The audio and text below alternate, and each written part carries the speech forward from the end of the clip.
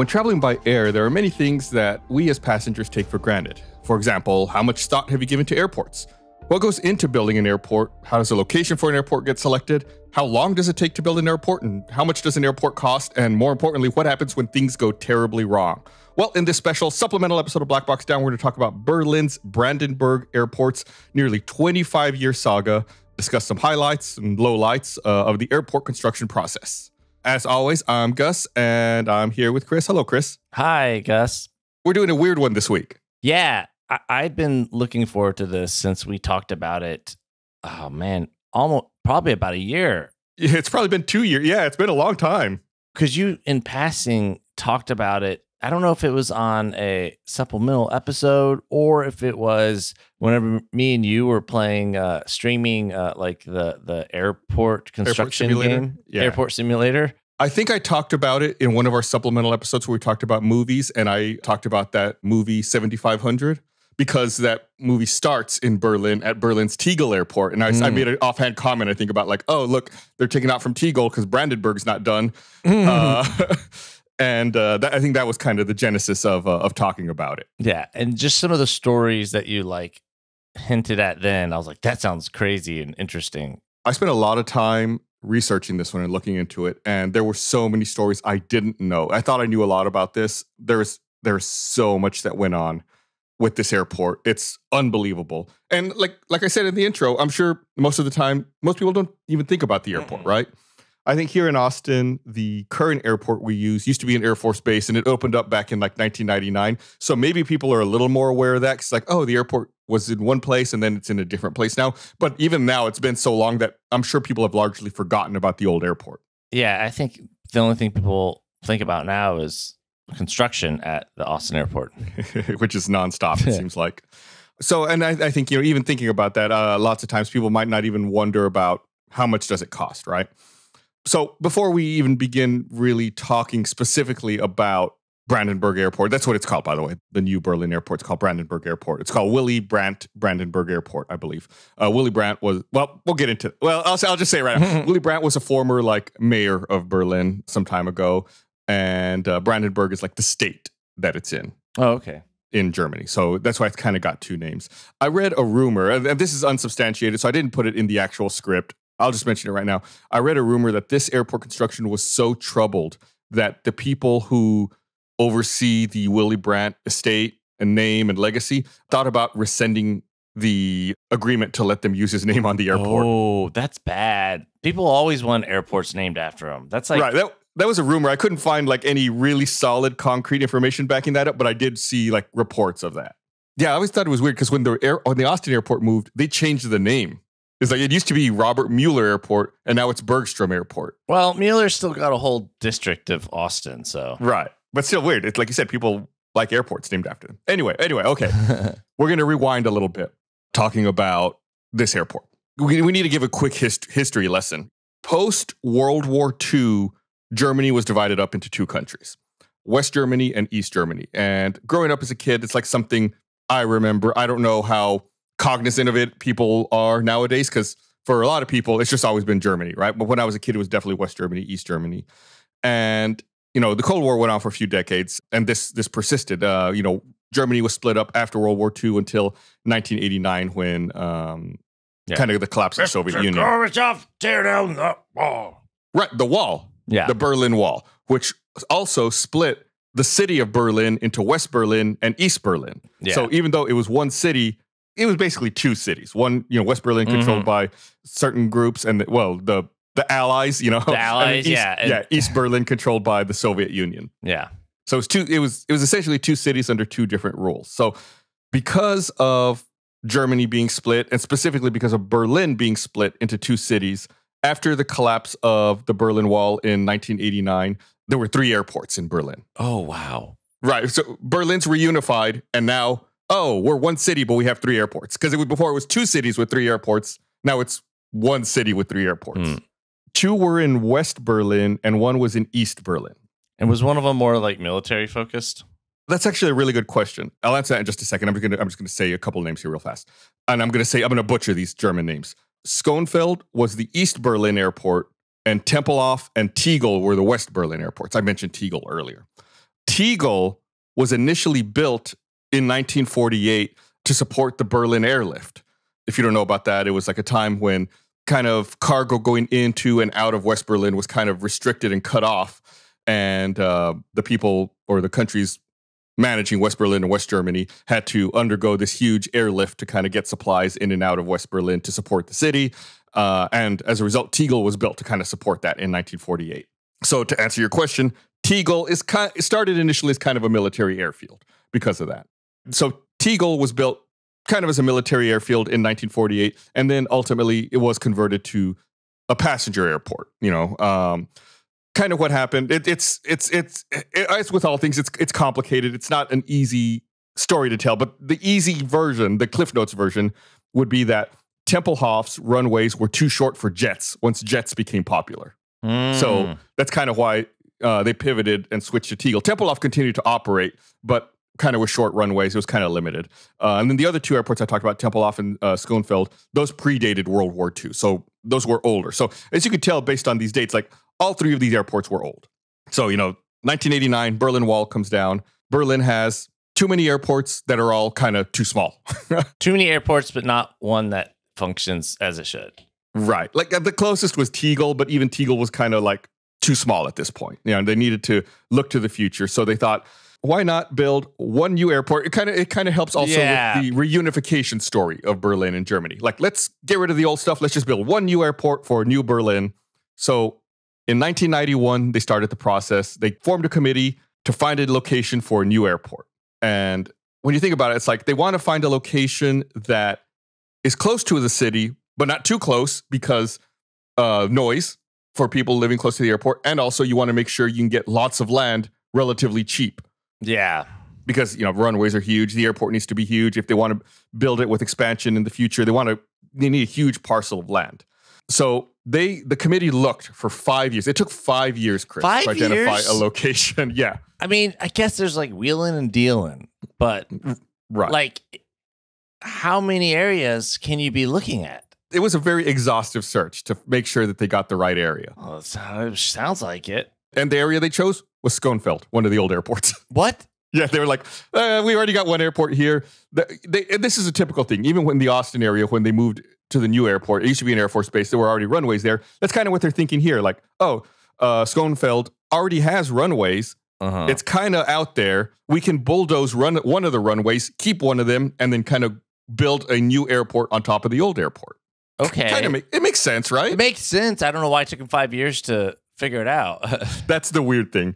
Like I said, they would keep one runway, build a new one, and then kind of build the airport terminal between those runways. Okay. Yeah, that makes sense. I mean, yeah, it makes total sense. The Austin airport is similar, the terminals between the two runways here. So one of the old runways that they demolished, they also, when they demolished that, they planned and built a new highway to come into the airport. It's like, there's, all this space is already undeveloped because there was a runway there. Let's just demolish that runway and we'll, build a section of the highway that comes out from the existing highway down so people can come straight to the airport. Again, seems smart. Good idea. So initially, when all this kicked off, the airport was going to be privatized, built by a private company. The Western way. Yeah, right. They had bids, that companies submit bids for building the airport and then running the airport and doing all of that just so to try to avoid, putting public money into it. But this ended up being a huge waste of time. It didn't work out. This whole process could be its own hour-long episode. It's very complicated. I'm just going to gloss over it and say it didn't work. The airport ended up being a public venture between the city, the state, and the German Federal Republic. Which, me personally, I think it should be. Right. I think public transportation or transportation should be public utilities. I agree with you, Chris. But of course, no one wants to pay for that. These things are expensive. If it's public, then people have to pay taxes into it, and who knows how much money it's going to take. Spoiler, it takes a lot. So that's why I think they kind of wanted to go with the private side. There were many lawsuits about this. I mean, this is nuts. In the end, there were two private companies that were kind of vying for the contract, and they ended up getting compensated 50 million euros for the time they spent working on this because they ended up not getting the proposal, right? They spent all this time and energy and money working on proposals to not get it. So they file lawsuits. They ended up with 50 million euros. So already right off the bat, they haven't even started yet. They're 10 years in, at minimum 50 million euros gone, and nothing started. In 2006, they finally got their construction permit. This is 15 years after the committee started to look for the land. 15 years, and they're like, let's start building. Breaking ground, yeah. They started the search in 91. They selected the area in 96. In 2006, the airport gets its construction permit. Jeez. I mean, that's a long time. It's a long time. It's a really long time. Like I said, there were many lawsuits. This ate up a lot of time. As a result of, the site they selected, some people had to be relocated. Like some people whose houses were kind of close to the airport or on airport property had to be moved. It was a total of 370 people had to be relocated to new homes. I guess that is a big deal. Once you get the location, you have to buy out people, get them moved. That's a whole thing. So I understand time for that. Right. There's 370 people, which is a significant amount. And this was at a cost of 80 million euros because they had to build like a whole new district for them. Like for them all to get moved to. They didn't just like buy them out and then like let them figure it out themselves. I guess that's what America would do. Right, that's the American way. No, they were way nicer than we would be here. They built a new district and moved all of those people. So construction finally started September 2006 with a target opening date of October 2011. 5 years. 5 years and 1 month. That doesn't sound. That sounds like normal, maybe. I don't know. Like airport, that's a big construction job. 5 years? Yeah, it seems right. Maybe a little optimistic, but it seems right, especially because there was already an airport there. Oh, yeah. So, maybe they could have done faster. Yeah.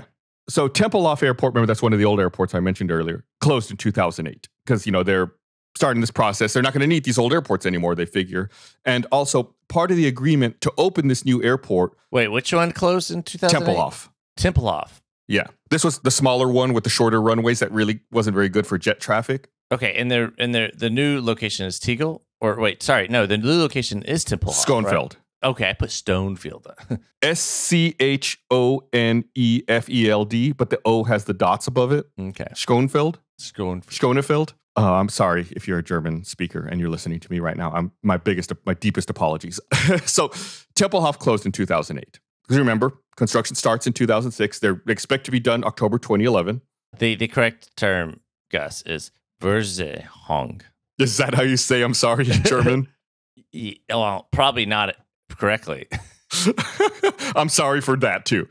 So part of the agreement, as part of building this new airport, the government had to agree that less people had to be impacted by airport noise than were currently impacted by the 3 airports.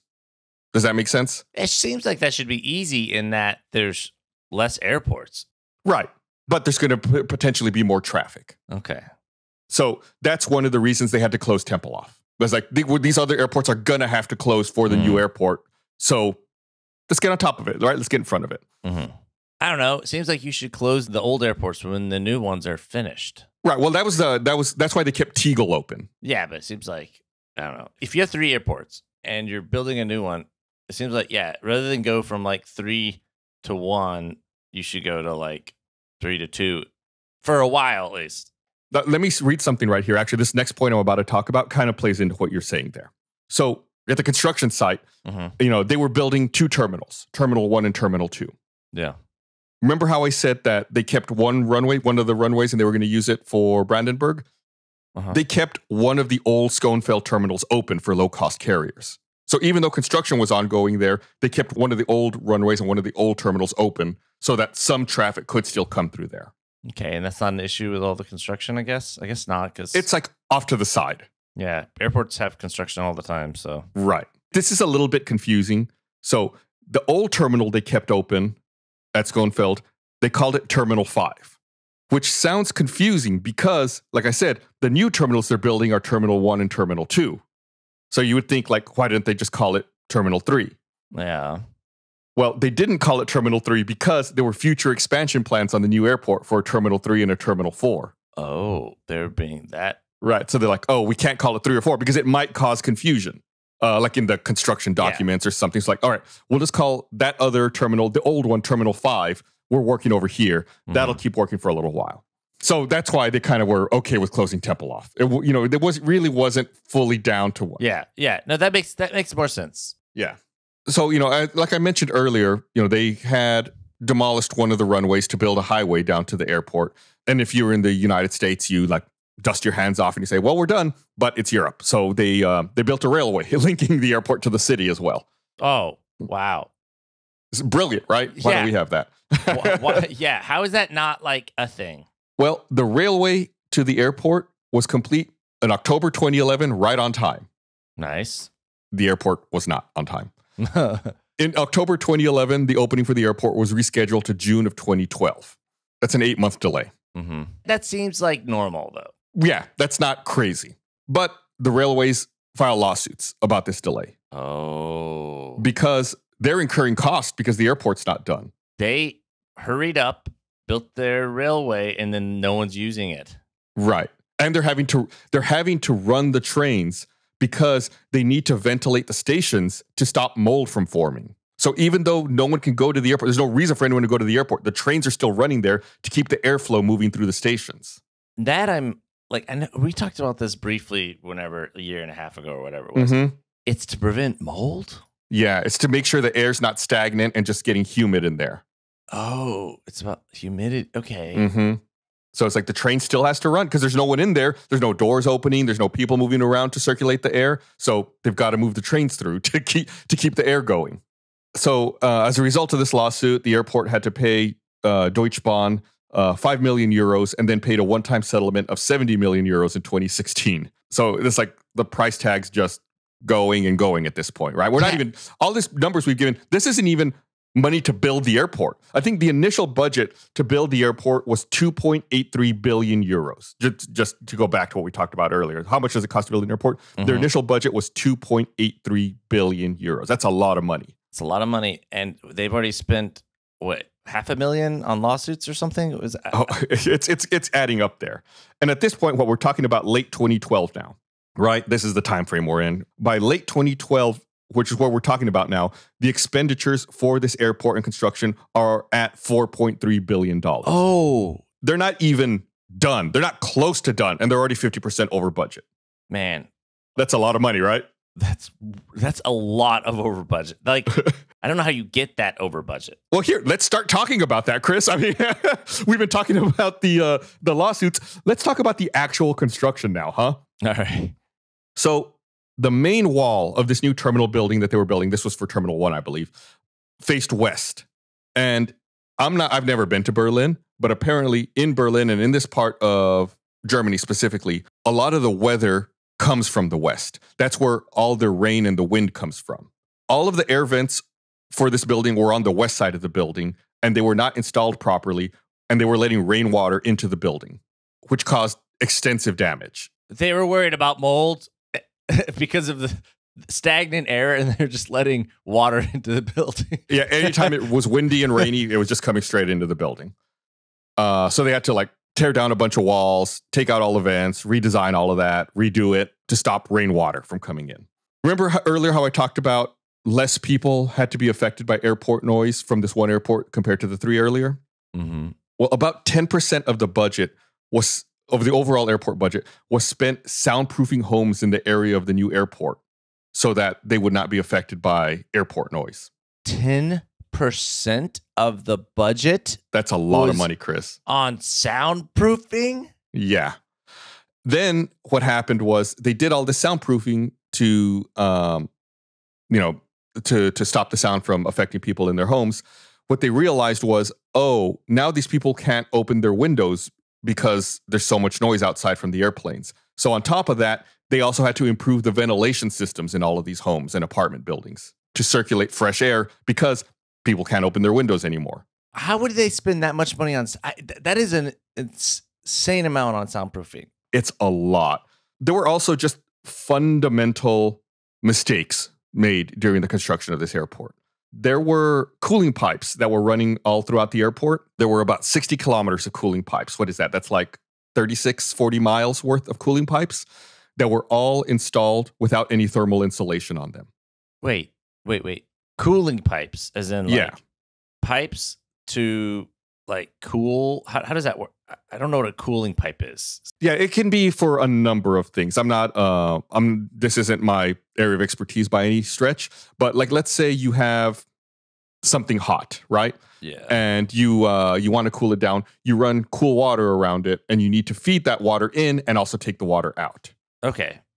Something like that. Or maybe like an air conditioning unit, like an HVAC. You might have cooling pipes for like a big industrial HVAC, right? Mm-hmm. Or for who knows what kind of equipment at an airport. They have tons of equipment. Well, they installed all this cooling pipes, but there's no insulation on it. And, you don't want either hot or cold pipes exposed because people might hurt themselves, or you might get condensation on the pipe if it's like a cold pipe in a hot environment. Mm-hmm. So they had to fix this. They had to replace 60 kilometers worth of pipes. 60 kilometers. The problem was, at this point, walls had already been built around them as well. So then they had to tear down. Right. They had to open up walls to get to these pipes to then put insulation on them. Gus, how did no one, is that not like, how did they come to this determination after the fact? I don't know. Like maybe someone, you would think that there would be like this huge list of things to do when building the airport, and that would be one of them. It just got missed for 60 kilometers. I don't know. I can't explain that. Like I've worked, I've had renovations done on my home before, and invariably, things get missed. I can't understand missing something like that. Oh, I know what happened, Gus. The people who were supposed to do insulation on the pipes, they were busy doing it in people's houses. Oh, they were busy elsewhere. Yeah, they're like, oh yeah, we insulated everything real good. It's real soundproof. What? No, thermal insulation. Why would you put thermal insulation to soundproof a house? Then probably this next point, this is probably the biggest snafu of all. So the designers or the people who were building the airport wanted the ceiling to look clean when you were inside, like a very pristine look to it. So there was a fire and smoke suppression system that was installed that was designed to pump smoke down below the floor of the building, then they get pumped outside. So the smoke would go up into the ceiling, then it would get piped out down and then outside. The problem is that smoke rises up. Like we said, the smoke rises to the ceiling. Uh-huh. So apparently they hired an engineer who designed a system to redirect the smoke down. Okay. The problem is the system never worked. This is impossible. The engineer who designed the system wasn't an actual engineer. He's what's called an engineer draftsman, which means he can draw up technical diagrams and draw up plans, but he can't develop them himself. So what does that mean? So he just draws them and like, well, it looks like it would work, but has no idea if it would work? Right. Well, one, I don't quite understand how that's a job. If your engineer doesn't know how to engineer, but it sounds like he was more like an well, no, even architects are supposed to know. Yeah, I'm not an engineer, so I can't speak to that. An interior designer or something. Well, maybe like he got an eye for detail and for like laying things out and drawing it right. Well, the system never worked, right? And this was a huge problem. The entire ventilation system had to be redesigned. All the wiring had to be redone. There's no official number on how much money this cost specifically, this specific problem. It's reported as being a 9-digit figure. That means minimum 100 million euros. And your frustrated sigh says it all, Chris. They went and installed all this and then we're like, nah, it doesn't work. Shoot. Right. Oh, man. Well, at least we're already tearing up the walls. Who knows how many times walls got torn out? So at this point, what we're talking about, we're still like, let's say, remember I mentioned that they had rescheduled the opening from October 2011 to June 2012. Uh-huh. As that June 2012 day got closer, 26 days before they were supposed to open, company overseeing the airport announced another delay. They hadn't warned anyone that things were behind schedule. 26 days before the opening, they announced this delay, and nobody knew that it was going to be delayed. Not the airlines, not the stores that were supposed to open. Remember, Tegel Airport was supposed to close at the same time. Tegel Airport didn't know there was going to be a delay. Oh, and they were probably like, oh my goodness. And wait, how long was it before they were supposed to open? 26 days. 26 days. Yeah. Angela Merkel was supposed to be there. And think like there was all this plans to move equipment from the old airport to the new airport had to be scratched. airlines had already planned flights at the new airport. The last flights at the old airport at Tegel were supposed to be June 2nd. Then everything moved to the new airport and opened on June 3rd. And all of a sudden, 26 days before the opening, they're like, no, we're delayed. Maybe we'll open by March 2013. What? I can't believe that they waited that long. Yeah. Like how? Wait, and okay. When was the initial time of opening that they pushed to? Well, the initial was October 2011. Then they pushed to June 2012. Okay, so it's not like they're, and it was like, well, maybe we'll make it. Oh man, sorry, we're gonna have to push a month. It's like, no, you knew that it wasn't gonna be open, and you were just like biting your fingers, being like, oh man, I don't know who tells them. Yeah, well, after they announced this delay, there was a review, right? Like an audit. Like let's evaluate where we're at. Mm-hmm. How far along are we? Are we ready? They found that the airport was only 56% service ready. So they knew. They knew. Yeah, they knew. So airport management, there were problems with the fire suppression system. This fire suppression system was huge, wiring everywhere. They found that it wasn't working. Like whenever smoke was detected or the alarm went off, maybe it would go off. Sometimes it wouldn't go off. Sometimes it would go off in the wrong parts of the building. And airport management knew about this. They knew that the fire suppression system was not working. And they still wanted to try to open June 2012. So, oh my God. Their plan to try to maintain safety was they were going to hire 800 fire spotters. Oh my God. To stand around in high visibility jackets. At all times? Or until it got fixed? Like, or what? 24 hours a day, they would stand there until it got fixed, who would alert everyone if they saw smoke. Imagine that, paying 800 people 24 hours a day to stand around and watch for smoke because your fire suppression system doesn't work. And there'd be a lot of smoke because it wasn't ventilating. Right. Kick off the summer with new gear built to last. Our friends at Shady Rays have you covered for the warm weather ahead with premium polarized shades at an affordable price. In case you don't already know, Shady Rays is an independent sunglasses company that offers a world-class product. It's just as good as any expensive pair I've ever worn. Plus, Shady Rays offers the most insane protection in all of eyewear.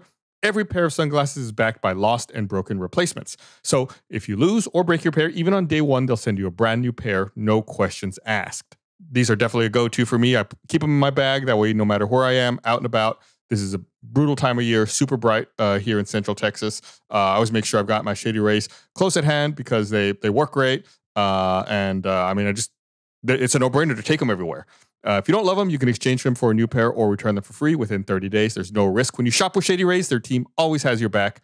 So exclusively for our listeners, Shady Rays is giving out their best deal of the season. Go to shadyrays.com. Use code BLACKBOXDOWN for 50% off 2 or more pairs of polarized sunglasses. Try for yourself the shades rated 5 stars by over 250,000 people. Once again, in case you missed it, that's shadyrays.com. Use code BLACKBOXDOWN for 50% off 2 or more pairs of polarized sunglasses. This episode is sponsored by BetterHelp. It's so easy to get caught up in what everyone else needs from you and to forget about your own needs. I've definitely been guilty sometimes of putting other people before myself too much, and I end up mentally exhausted and burned out. Luckily, therapy can give you the tools to find more balance in your life so you can keep supporting others without leaving yourself behind. Therapy can also be a great tool for learning positive coping skills, learning how to set boundaries, and empowering you to be the best version of yourself. If you're thinking of giving therapy a try, BetterHelp is a great option that's convenient, flexible, and entirely online. You can choose sessions that are suited to your schedule so you can fit it in whenever it works best for you. All you have to do is fill out a brief questionnaire to get matched with a licensed therapist, and you can switch therapists at any time for no additional charge. You can find more balance with BetterHelp. Visit betterhelp.com/blackboxdown today to get 10% off your first month. That's BetterHelp, HELP.com/blackboxdown.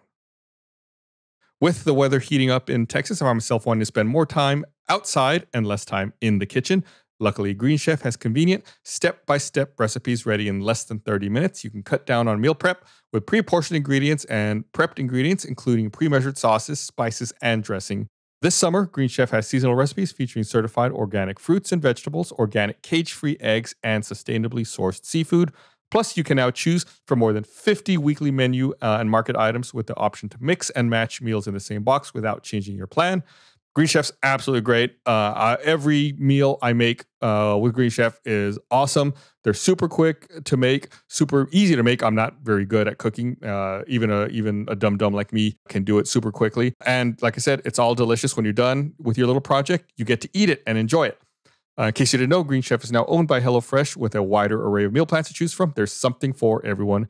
Go to greenchef.com/blackboxdown60. Use code blackboxdown60 to get 60% off plus free shipping. That's greenchef.com/blackboxdown60 with code blackboxdown60 for 60% off and free shipping. Green Chef, the #1 meal kit for eating well. On top of that, during this audit, they found that there were no ticket counters. What? And the escalators didn't work. Like, this airport was nowhere near ready. Okay, when they say no ticket counters, though, and no, as in like, but they had plans to install them. Right. They just weren't there yet. That is crazy. At this point, they found 150,000 errors in the construction. Oh my God.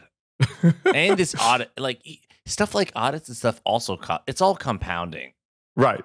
You're losing money, which is costing money and spending more money. Well, they'd already hired contractors, I'm sure, to move everything and do all this. They'd paid people to move. They'd hired new airport workers. Right. Like imagine that. Imagine like on a much more like basic level, right? Like let's say you ran a food shop at Tegel Airport. Yeah. And you're like, okay, well, Tegel Airport's going to close in 26 days. Well, I have a new shop at Brandenburg. I need to buy some new equipment. I need to move some of this equipment, and I need to hire new staff over there. You know, I need to coordinate all this. Some people aren't going to want to move over there and work, so we're going to let them go. Yeah. People are uplifting their lives and right. Oh my, this is crazy. There were also plans to close highways so that airport equipment could move from one airport to the other airport. Like this was a huge deal. This is such a massive project. And 26 days before, it's just like, no, and we're only 56% ready and nothing works. And there's 150,000 problems. They got to have fired like 8 people at this point. Oh man, we're going to talk about, we'll talk about that a bit too. We'll get to that in a little while. So fire suppression obviously is a big deal. And I didn't know this next part. I was digging around a little bit, and I learned that there was in April of 1996, there was a fire at the Dusseldorf airport that killed 17 people. Oh. Because there was construction at the time. There were welders who were welding stuff, and sparks fell from there onto a ceiling below, out of sight from people. And this fire slowly smoldered and then eventually flashed over. So I think, and obviously Dusseldorf's in Germany. I think this was still very fresh on people's minds. That's why they're like, we need 800 smoke watchers. Right. Like they needed to make sure that something like this wasn't going to happen again. Mm-hmm. So that's just a little tidbit. Yeah, that adds context for why they were like, oh crap, we're really going to have to rethink all this like smoke and fire prevention because none of ours works. Like I mentioned earlier, the budget was originally 2.83 billion euros. Mm-hmm. By 2012, it was up to 4.5 billion euros. When you're dealing with numbers this big, it gets really complicated. Like I'm not a finance person. I'm not an accounting person. Like the way that they calculate all of this, you know how it is. Like you can fudge things around. Like is this above the line? Is this below the line? It's estimated that all told, by the time they were done, some reports say that it topped 11 billion euros. 11 billion, and it was supposed to be what, 2.83, 3, yeah, roughly. So I've seen reports that say 9.4 billion euros, and it goes up to 10.3 if you take some overhead costs and factor them in. So it's complicated, even though it's a lot of money. It's somewhere, let's say 10, 11 billion euro range. Do you have the costs roughly of an equivalent sized airport? I know everything is different, and there's a million variables, but like. That's an excellent question. Have you ever been to Singapore, Chris? No. Okay, so Singapore is an interesting place because it's a country and it's a city. It's in Southeast Asia. It's right off like the peninsula by Malaysia. They have a beautiful airport. I've been there once. I went there in 2019. They have this amazing, beautiful airport, and they they had this airport for a while. Then they spent a lot of money renovating it and really like making it awesome. It's incredible. You should Google pictures of Singapore's Changi Airport, Changi. Mm-hmm. It's crazy looking. It's amazing. It looks like something out of the future. Did you ever watch Westworld on HBO? Yeah, part of it, like a season. Well, in some of the later seasons, like they show Earth in the future. And a lot of those shots are Singapore, just to kind of put it in context, right? It's very futuristic looking. Okay, yeah, that's a good way of like selling it as cool. Yeah. Futuristic. So Singapore's Changi Airport cost $1.7 billion. The what? $1.7 billion. 1.7 billion. Okay, so that's okay. I found another one. Doha, Qatar. I've never been to Qatar. Doha, Qatar's airport cost $15 billion. 15 billion. I mean, that's a lot. Yeah, that's a lot. So this one was all told like 11 billion euros. 11 billion. Okay, so well, that makes me feel a little better if that one took 15, but I don't know. The Singapore Changi, I'm surprised at how low that price is, because that's a crazy looking airport. So there is a pretty big swing. Yeah. Also, that number I just gave for Singapore, I believe now that I'm looking at it, that was Singapore dollars, which is about 1.25 billion US dollars at the time. Okay. And I think that 1.7 I said for Singapore, I believe that was just their renovation cost. The airport was already there. So maybe the Doha, Qatar price might be a little more apt. That being said, it's probably more expensive to get materials into and out of Qatar versus Germany, but I don't know. Anyway, weird tangent. I didn't properly research that ahead of time. I apologize. Just trying to look some stuff up here while we're talking. So the financial aspect of this airport is crazy. It's so complicated. I can't begin to explain it. I can't begin to understand it myself. We could probably do a whole episode just about the financial aspect of this airport. It teetered on the brink of bankruptcy multiple times throughout construction. I bet. I mean, yeah, there were government officials who advocated, like, let's just tear the whole thing down. This whole thing just needs to be, right. It's like, we're never going to be done. Like it's cursed. It's just taking money. This whole project has been flawed from the start. Just forget about it and let's start over. That's how frustrating it was for everyone. And like another little tidbit. This is so petty and minuscule. It's so minor, but it's the kind of little detail I love, Chris. During planning and construction, the airport was known as Berlin Brandenburg Airport, and they would abbreviate it as BBI. You know, airports all have codes, right? Yeah. The CGP Grey actually has a great video on YouTube about airport codes. Yeah, I think you mentioned that before. Yeah, highly recommend it. It's super informative. The problem here is that, you know, they were, like I said, they're calling it Berlin Brandenburg Airport, BBI. BBI was already taken. BBI was Biju Patnak Airport in India. So in 2012, they had to launch a marketing campaign for their new BER code. Why'd they have to launch a marketing campaign for it? Because I think they'd been referring to it as BBI this whole time, not realizing that was already taken. They just... Yeah, right. Nope, they didn't look. They're like, oh no, we're not BBI. We're actually going to be BER.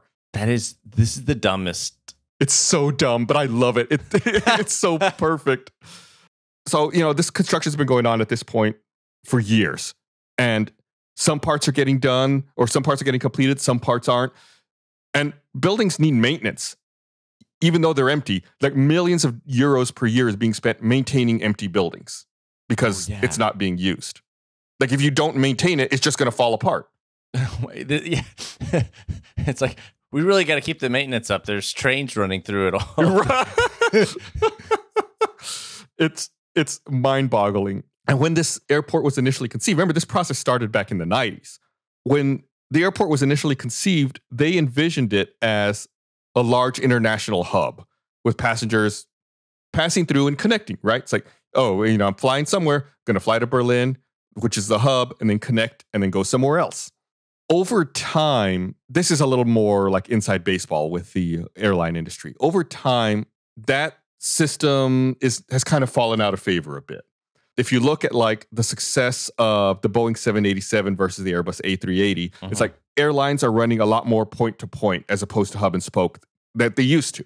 On top of that, at the time, Air Berlin was the only airline that actually used Berlin as a hub.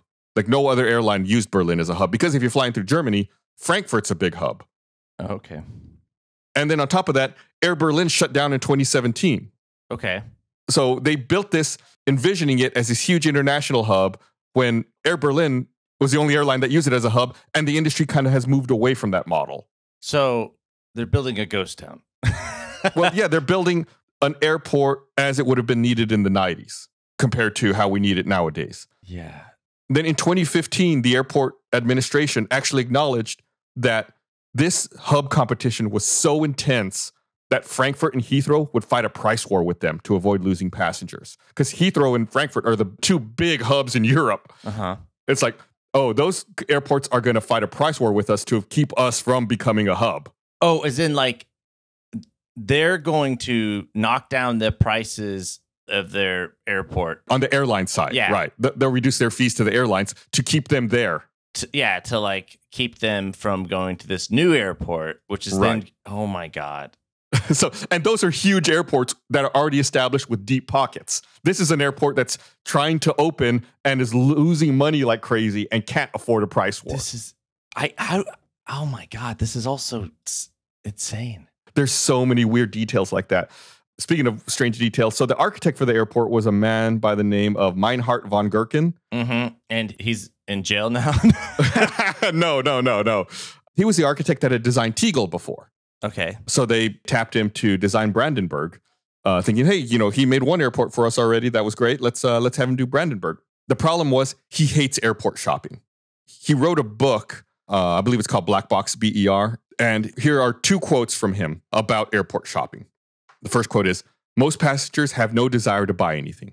The second quote is, why should I have to drag around 2 bottles of overpriced whiskey in a plastic bag like a beggar? So when he designed Brandenburg, he left no space for shops.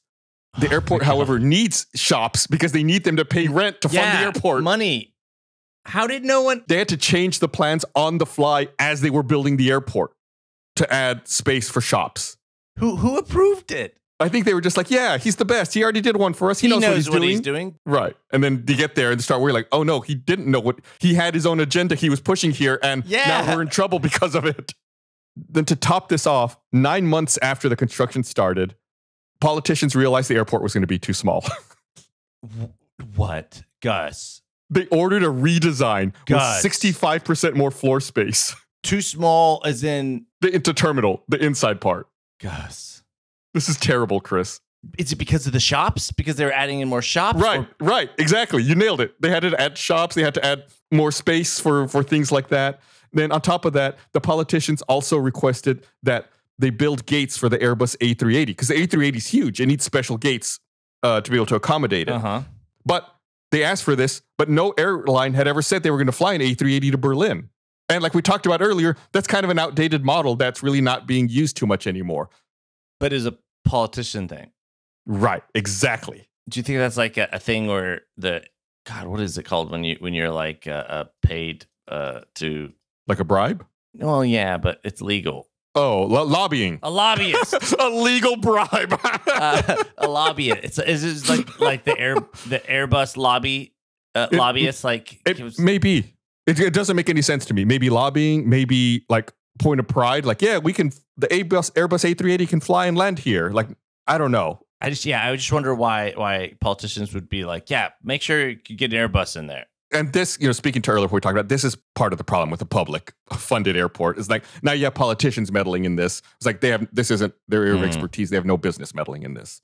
So at this point, the contractors tear up all of their contracts because normally when you pay a contractor, you pay them job based. You finish this job, you get paid.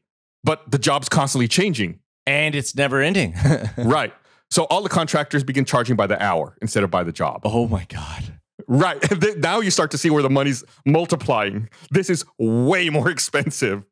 In September 2015, they actually had to stop construction for 2 weeks. All construction stopped. To like negotiate? No, the main roof was about to collapse. What? Yeah, they had to rebuild it. What? Yeah, the whole thing was about to fall down. How? Why? It wasn't built right, and then it's been exposed to the weather for years. Well, it's like old age at this point, and it's like it's a new airport. They had to also tear down and rebuild 600 fire protection walls because they were built out of inadequate material or the material that didn't do the job well. They had no fire. God. I just continue. I just keep being flabbergasted. I'm running out of flabbergasted phrases. On the subject of fire suppression, in April 2016, the fire suppression system was further delayed because they needed to redesign the underground railway. Oh. The problem they realized was trains might suck smoke into the station, so they needed to redesign it to keep that from happening, in the event of a fire, I should say. But the airport couldn't redesign it themselves because It was built by the railway company, so they needed who had already sued them.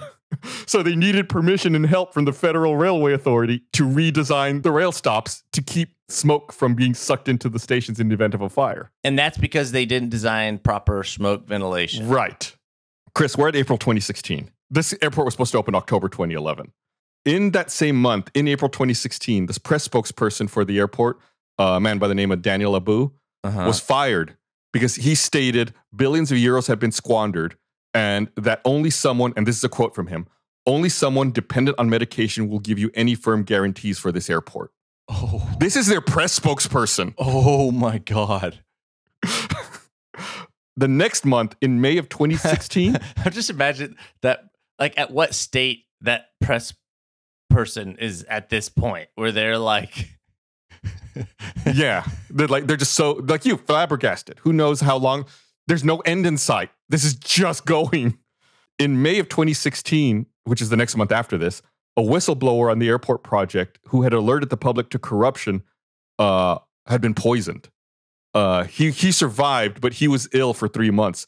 His coffee was poisoned sometime in 2015. Poisoned? So now there's real crime. Oh, there's tons of real crime. One of the heads of this project was caught receiving €150,000 bribe at a gas station. Yeah, there is so much corruption. So I found a BBC article about this poisoning. All the details were very light. They wouldn't say what kind of poison it was. They didn't identify the person. So I was skeptical. I was hesitant to bring this up, I should say. But because I found a BBC article about it, I was like, okay, I feel a little better talking about this. I feel like it's not just gossip or word of mouth. Like the BBC's reporting it, so I can trust that. It was no, it was just a lobbyist. But wait, they didn't get like super prosecuted for that, or? The details were super light on it. The article I found about this on the BBC was written back in May of 2016. I couldn't find much more follow-up from that. Just, I'm not surprised because, one, there's so many dumb things happening around this that I could see a lot of them were because of, like, you know, under-the-table decisions made for financial, personal reasons.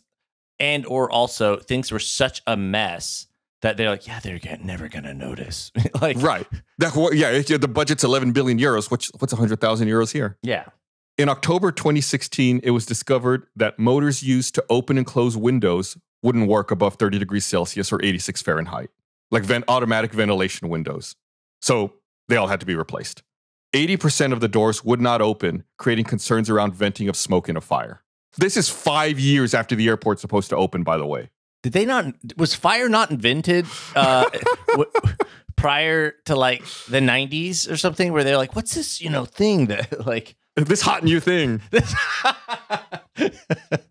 So we've talked before about how much wiring is in a plane, right? Like it's just like miles and miles of wiring and cables. Well, there's even more at an airport, believe it or not. And of the cables at this airport, 700 kilometers of it, which is 430 miles of cable, had to be replaced because of water damage. There was water that would get into the ducts of this cables and wiring, and the ducts were not leak-proof against water. And over the decade since they were installed, they'd all been corroded. And is this unrelated to the flooding that was happening at the beginning that we talked about? Yeah, this is unrelated. These are cables out by the southern runway. And is this because it was under construction for so long that it was never finished, or was it just another bad design? I think it was bad design. The ducts were just not waterproof and leak-proof. Wow. 700 kilometers, 430 miles of cable, Chris.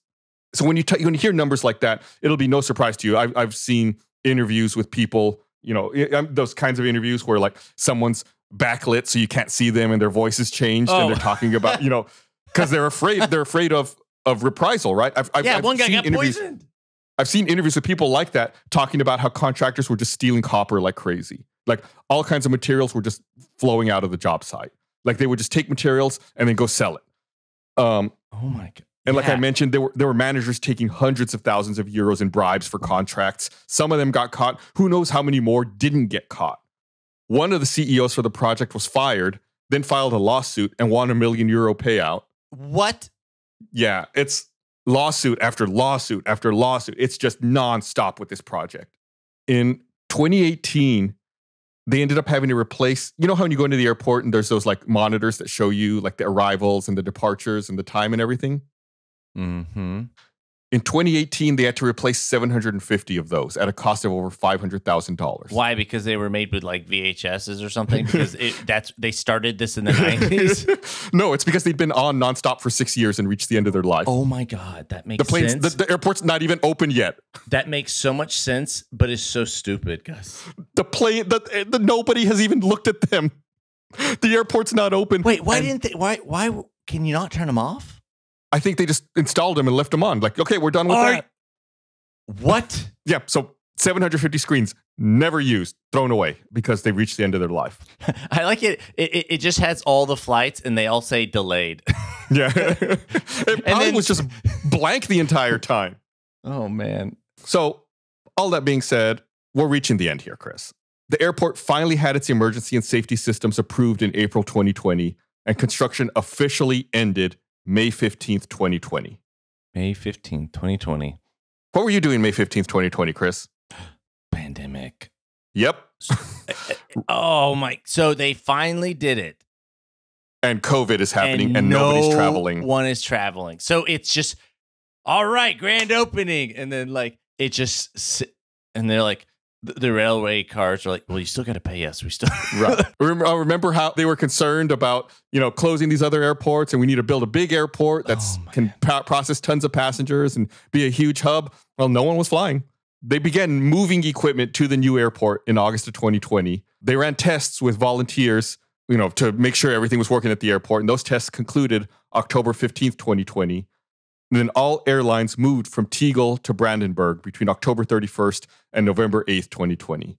The first flight to land was an EasyJet special flight from Tegel, followed by a Lufthansa flight from Munich on October 31st, 2020. These were like airline bigwigs who were showing up to, cut the ribbon, ring the bell. Yeah. They had like this huge buzzer that they all hit to like, quote unquote, open the airport. Like all that ceremonial fluff stuff. They cut the ribbon and then the walls collapse. Like, that was a load-bearing ribbon. Yeah.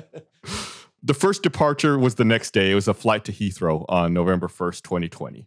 I've got a list with 11 things on it, Chris. It's 11 dates. All the announcements and all the opening dates that were supposed to happen for this airport. Oh. The original announcement, September 5th, 2006. They said they were going to be done October 30th, 2011. Hey, they were actually only 9 years late. The first flight landed October 31st, 2020. So then that got delayed, and they announced that June 25th, 2010. They announced their new opening would be June 3rd, 2012. And that was the one we talked about where they didn't tell anyone until 26 days. And that was 2012. So then 8 more years, and they were like, yeah, it's going to be open. And then a month later, they're like, actually, no. Yeah, no, we need 8 more years. Well, they didn't even say that because on May 7th, 2012, they delayed to March 17th, 2013. Then on October 27th, 2012, they delayed to October 27th, 2013. In January 2013, they said, 2014. In January 2014, they said 2015. In May 2014, they said 2017. In December 2014, they went from 24 to 2017? Yeah. Okay, at least that time they were like realistic in some respect, or what they might have thought was realistic in that they didn't just say, push it to next year. Right. By December 2014, they start to narrow it down. They say the second half of 2017. So that sounds optimistic. Mm-hmm. But then in January 21st, 2017, they say, no, 2018. Then on December 15th, 2017, they say October 2020, and that's the date they actually met. So 9 years late. And remember, the process started in 1991. 1991. So 29 years after the committee was started to find a place to build this airport, the airport finally opened. That's an entire career almost. Yes. Like someone could have been a fresh young whippersnapper who's like, I'm so excited to work on the new airport. And then they retire working on it. That is insane. That is absolutely bonkers. Yeah. Remember how I talked about Terminal 5, the weird old building that they kind of kept at Schoenfeld for a while the construction was going on? Mm-hmm. It was scheduled to continue operating until Terminal 3 opened in 2030. I like your chuckle. Well, in November 2020, they had to shut it down because of COVID. Like there was low passenger volume. They didn't need it. And so on any flight that was supposed to use it got moved over to Terminal 1. Then February 22nd, 2021, it was just closed until further notice. And they didn't expect it to reopen because passenger volume dropped so much. It's like, we don't need that at all. There's no point in maintaining it. It's old. We're going to rebuild it anyway. They ended up using that facility as a vaccination center for COVID vaccines. And in March of 2022, it was converted to shelter for Ukrainian refugees. Well, at least they're doing something with it. That's good. Yeah. And then in November 2022, the airport authority confirmed it's going to just remain, they're going to keep it closed. It's going to remain closed for good. They're not going to bother reopening it. Go on down to Terminal 5. Man, that's Brandenburg Airport. We spent an hour talking about it, and I feel like we only really kind of scratched the surface. Like, we only really talked about easy to quickly talk about points. Like, it is so complicated. If you're a financial person, please look into the financial aspect of this. It's nuts. How many times were people who were I don't know who's in charge of an airport like that but how many times, I guess that one guy who like hates shops. That was the architect. That's architect, but like the whole thing, like how many times were they fired and replaced and fired and replaced? Or was it one person who was blindly? It was there was quite a revolving door of people overseeing this project over the years that it ran. I don't have the exact number off the top of my head. There were many people though. Yeah, I can't answer specifically. There has to be, and they'd all blame the past person or two. Right. So yeah, I'm sorry, I don't know exactly the answer to that. It's just sad, honestly. It gets absurd, I guess. Like, it gets to the point where all you can do is laugh, right? It's either laugh or cry about it if you're involved with it. And it's like, man, this is such a catastrophe all around. And the Germans are supposed to be efficient. I think that's the thing, right? It's like that's maybe the downfall was like the belief in German efficiency and the assumption that, oh, we know what we're doing, we're going to get this done, and not double and triple checking things and making sure everything's actually correct. I also wonder if there were some issues just with because of the East and West Germany being kind of like consolidated. There was so much like different ways of thinking, and just like all of that factored into at least the early days of it. I didn't even think about that, Chris. That's an interesting point. Yeah, because it is like it's like communist Soviet Union, and then like Western, capitalism budding, like sharing stuff, like very intimately. Yeah, I hadn't even thought about that. That's a really interesting point. But I mean, it's not like I'm sure other things in Berlin at that time were built just fine. Yeah, this was kind of a huge project, though. Yeah. Yeah. I've never been to Berlin. I would like to go just to see the airport. I'm really curious to see this airport that's like infamous now for like cost overrun and controversies. Like as we were talking, I was like, oh, I flew to Berlin in like 2017. I was like, oh wait, no, I wouldn't have gone. No, you were definitely at Tegel then. Yeah. But yeah, while you were doing that, there was an airport that was 6 years overdue with 3 more years of construction in front of it. Man. But yeah, that's it for this episode. I've been wanting to do this one for quite a while. It was really interesting to me to research this and look into it. Like I said earlier, go check out that CGP Grey video about airport codes. It's really illuminating. If you're into aviation, if you like this podcast, I think you'll like that video as well. Yeah. But that's it. We got another supplemental episode coming out in 2 weeks, and we'll talk to you guys then. And if you're looking for something to listen to, we'll say it again. Go check out Tales from Sneaky Dragon. We got a new campaign that started not too long ago. It's like 7 episodes in. So it's like really easy to catch up, or you can start from the beginning, whatever you want to do. It's great. Really, really great podcast. Yeah, Chris and I are both in that. It's a Dungeons & Dragons podcast, but you don't need to know anything about D&D to enjoy it. It's a lot of fun. It's just like improv comedy, super family friendly. It's great. Yeah. And also, if you've ever been like, what is the whole D&D thing? I don't get it. Well, you can listen to it and find out. Yeah. All right. Bye.